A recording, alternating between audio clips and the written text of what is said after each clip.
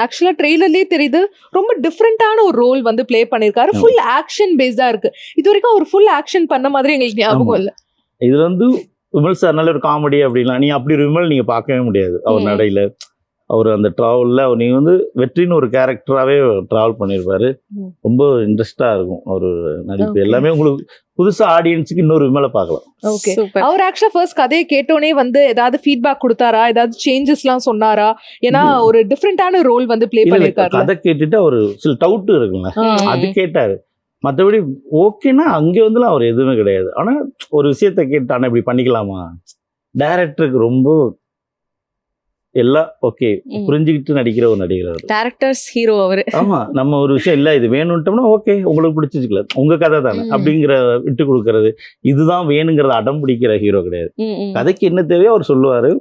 அவருக்கு ஒரு அனுபவம் இருக்குல்ல, ஒரு 40 படம் பண்ணியிருக்காரு, அவருக்கு ஒரு ஐடியா, அதை ரொம்ப நாகரீகமா தனியா சொல்லுவாரு.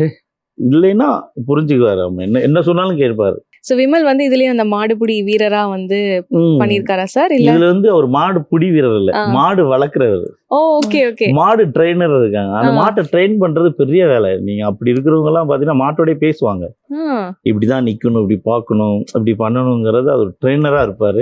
இவர் ஒரு மாடை வளர்க்குறவர். அதுதான் கதை. அப்ப அவருக்கும் அந்த மாடுக்குமான அந்த பாண்டிங் அது எவ்வளவு நாள் எடுத்துக்கிச்சு? இல்ல டைரக்டா ஷூட் போயிட்டீங்களா? டைரக்டா இல்ல, அது ஒரு 2 நாள் அந்த செட்டா இருக்குன்னு ஒரு விஷயங்கள்லாம் பண்ணணும். ஃபர்ஸ்ட் அப்படியே போயிட்டு கடைசி ஷாட்லாம் எடுக்கும்போது மாட்டை கெட்டி பிடிச்சி முத்தெல்லாம் கொடுத்துருப்பாரு படத்துல.